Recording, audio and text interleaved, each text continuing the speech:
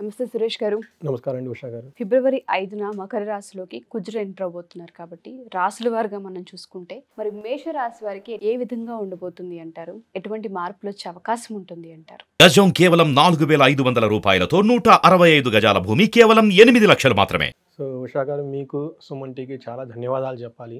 ఎందుకంటే ఈ ప్లాట్ఫామ్ అలాంటి ఆస్ట్రాలజర్స్కి ఇచ్చినందుకు, రెండోది వేదిక ఆస్ట్రాలజీని ప్రమోట్ చేస్తున్నందుకు ఓకే, మీకు ఎంతో పుణ్యం వస్తుందండి. ఎందుకంటే వేదిక ఆస్ట్రాలజీ ఈ ట్రాన్సిషన్ గురించి కానివ్వండి వినటం చాలా అదృష్టం అండి. తర్వాత నేచర్ కూడా ఉంటుందండి. ఎప్పుడెప్పుడైతే నేచర్లో మనకి ప్లానెట్స్ చేంజెస్ షిఫ్ట్ ఉంటుందో నెక్స్ట్ ఏం జరుగుతుందని వేరే ప్లానెట్లు కూడా తెలుసుకోవాలనుకుంటారండి. మన ఇద్దరు మాట్లాడుకున్నది ఎంతమంది ఆడియన్స్ చూడటం కాదండి, నేచర్ కూడా చాలా వాళ్ళు కూడా వింటారండి. ఆ పుణ్యం అంతా మనకు వస్తుంది, మీకు వస్తుందండి. సో ఇప్పుడు మనం వచ్చేటప్పటికి మీరు అడిగిన క్వశ్చన్కి మెయిన్ ట్రాన్సిట్ పోర్ట్ అంటే గోచారం అంటారండి. తర్వాత మార్స్ వచ్చేటప్పటికి చాలా ఇంపార్టెంట్ ప్లానెట్ అండి. ఆల్మోస్ట్ ఎవ్రీ 45 డేస్కి 38 ఈ డేస్లో ఒక్కొక్క రాశి షిఫ్ట్ అవుతూ ఉంటారు. మనం ఆల్రెడీ వచ్చేటప్పటికి 4 మేజర్ ప్లానెట్స్ గురించి మాట్లాడుకున్నాం. ఎవరండి? గురువు గురించి, శని గురించి, రాహుకేతుల గురించి మనం మాట్లాడుకున్నాం. ఇప్పుడు వచ్చేటప్పటికి ఎప్పుడైతే ఈ చేంజెస్ ఉన్నాయో ఈ చేంజెస్ కూడా వాటిలో ఇన్కార్పొరేట్ చేసుకోవాలన్నమాట. ఆడియన్స్ ఎవరైనా కనుక 2024 మనం చేసిన రాశి ఫలాలు కనుక చూడలేకుంటే అది ఫస్ట్ చూడమనండి.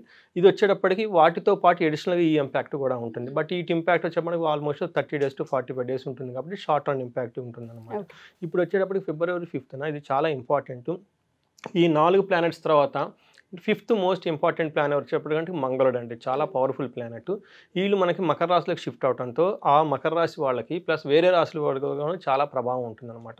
కొంతమందికి అనుకూలంగా ఉంటుంది, కొంతమంది ప్రతికూలంగా ఉంటుంది. అది మనం తెలుసుకొని తదనుగుణంగా మనం ప్లాన్ చేసుకోవడం చాలా ఇంపార్టెంట్ అండి.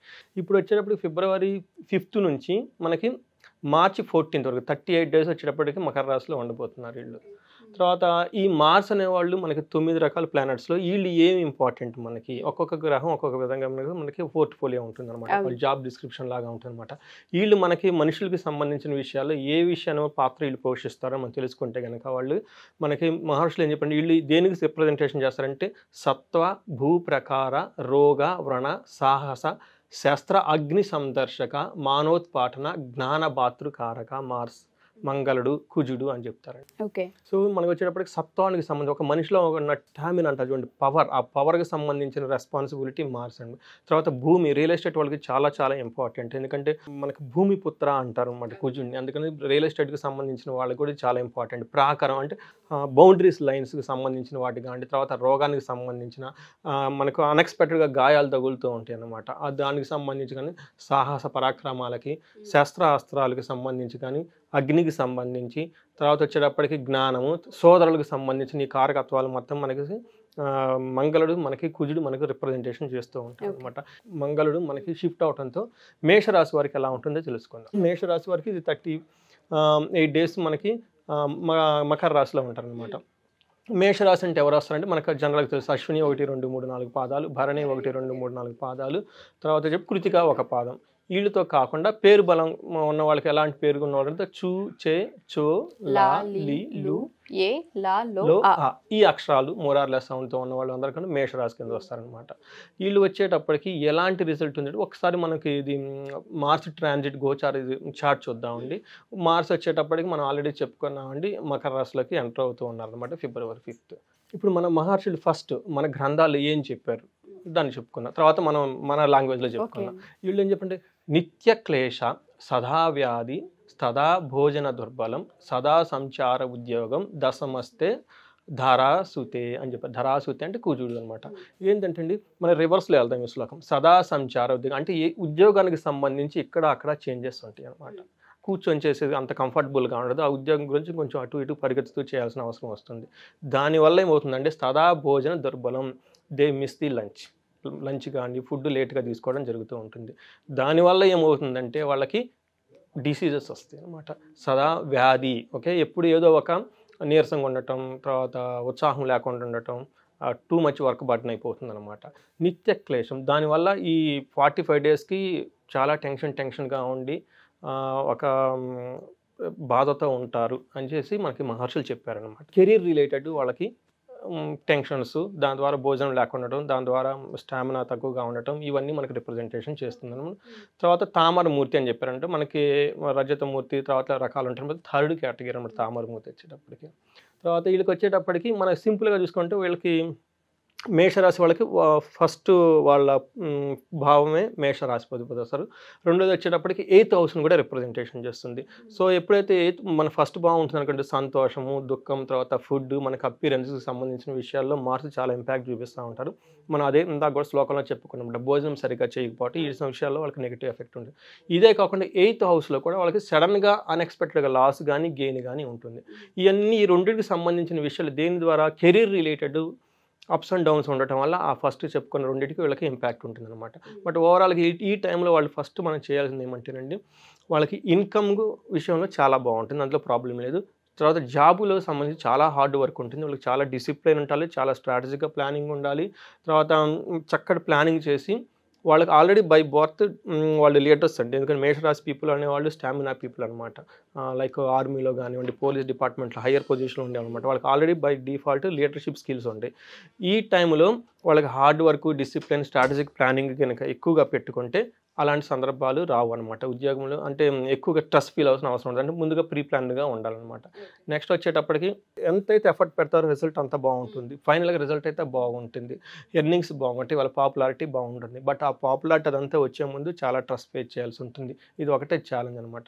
కెరీర్కి సంబంధించి వాళ్ళకు డిటర్మినేషన్, పట్టుదలగా ఉంటే కనుక ఖచ్చితంగా సక్సెస్ సాధిస్తారు. నెక్స్ట్ వచ్చేటప్పటికి వాళ్ళకి లీడర్షిప్స్ రోల్స్లో వాళ్ళు అనుకున్న పొజిషన్ ఫైనల్గా మంచి రిజల్ట్ వాళ్ళకి వస్తుంది. నెక్స్ట్ వచ్చేటప్పటికి మనీ విషయంలో ప్రాబ్లం ఏమి ఉండదు, మిగతా ఏ విషయంలోనే ఎలాంటి ప్రాబ్లం ఏమి ఉండదు. ఫైనల్గా వీళ్ళు ఎలాంటివి ఉండాలంటే పర్సనల్ రిలేషన్షిప్కు పర్సనల్ వర్సెస్ వర్క్ ప్లేస్ కనుక వాళ్ళు బాగా బ్యాలెన్స్ చేసుకోగలిగితే చాలా చక్కగా ఉంటుంది.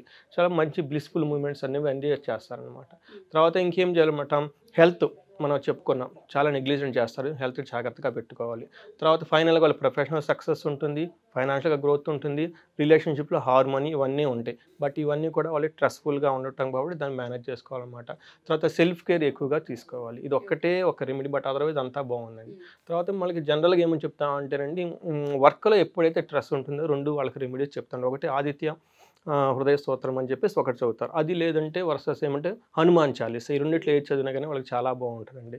సో ఈ విధంగా ఒక పర్సనల్ లైఫ్లో కనుక కేర్ తీసుకొని ప్రొఫెషనల్లో బాగా ప్లానెడ్గా ఉంటే చాలా మంచి రిజల్ట్ ఇస్తారు. ఎస్పెషల్లీ 38 days మాత్రం కొంచెం క్రిటికల్గా కనిపిస్తుంది కాబట్టి ఈ రెమెడీ పాటిస్తూ ఈ విషయాల్లో కనుక జాగ్రత్తలు తీసుకొని కాన్షియస్గా ఉండడం ఒకటే వీళ్ళు చేస్తే బెటర్ ఏమో అని అర్థమవుతుంది. మీరు చెప్పినట్టుగానే చాలా మందికి ఇది హెల్ప్ అవుతూ ఉంటుంది సార్.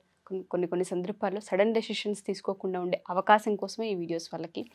సో పర్సనల్గా ఎవరైనా సరే మిమ్మల్ని కలవాలి అనుకున్నా, అపాయింట్మెంట్ తీసుకోవాలనుకున్నా, జాతకరీత్యా కానివ్వచ్చు లేదా క్లాస్కి సంబంధించి రికార్డ్ క్లాసెస్ మన దగ్గర ఉన్నాయి, ఆస్ట్రాలజీ ఎవరైతే నేర్చుకోవాలనుకుంటున్నారో దానికి సంబంధించవచ్చు, ఎలా అప్రోచ్ అవ్వాలి, ప్రాసెస్ ఏంటి? సో మనం ఫస్ట్ ఈ మిషన్ స్టార్ట్ చేసినట్టు ప్రతి ఇంట్లో ఒక వేదిక ఆస్ట్రాలజర్ ఉండాలి. మన మహర్షులు ఇచ్చిన జ్ఞానం ఏంటో ఫస్ట్ తెలుసుకోవాలండి. తెలుసుకుని తద్వారా మనం ఎలా మన లైఫ్ని ఎఫర్ట్లెస్ జర్నీ చేసుకొని ముందుకు వెళ్ళొచ్చు అనే దానికి మనకి ఈ నాలెడ్జ్ ఉపయోగపడుతుంది. సో దీనికి సంబంధించిన ఒక కోర్స్ లాగా చేసాం. అట్లీస్ట్ బేసిక్స్ వాళ్ళకి తెలిసి ఉండాలి. క్యాలెండర్ చూస్తే ఏంటి తెలుసు, నక్షత్రం ఏంటి, దీనికి సంబంధించిన కోర్స్ డిజైన్ చేసాం. అది ఎన్రోల్ చేసుకోవాలని చెప్పేసి ఒకటి ఫస్ట్ రిక్వెస్ట్. దానికి కావాల్సిన వాళ్ళు స్క్రీన్ మీద కనిపిస్తున్న నెంబర్ కనుక కనెక్ట్ అయితే మనకు గైడెన్స్ ఇస్తాం. ఇది కాకుండా ఇండివిడ్యువల్గా ఇది వచ్చేటప్పటికి మనకి మాస్గా అందరికీ ఉంటుంది. బట్ ఇండివిడ్యువల్గా వాళ్ళ దశ ఏంటి, భుక్తి ఏంటి, వర్షఫలం ఏంటి, తర్వాత వాళ్ళ ఆరోస్కోప్లో ఏ లగ్నానికి ఎలా ఉంది, ఈ విషయాలన్నీ మనం డయాగ్నోసిస్ చేసి వాళ్ళకి కెరియర్ గైడెన్స్ కానీ ఇంకో విధంగా గైడెన్స్ ఇవ్వచ్చు. ఏమవుతుందంటే అట్లీస్ట్ ఇయర్లీ వన్స్ ఒక మంచి ఆస్ట్రాలజర్ని కలవటం ఎంతో చాలా ఇంపార్టెంట్గా ఇట్లాంటి విషయాలన్నీ వాళ్ళకి తెలుస్తూ ఉంటుందన్నమాట. తద్వారా ఏమవుతుందంటే అండి పెద్ద మిస్టేకులు చేయకుండా ఉంటాం.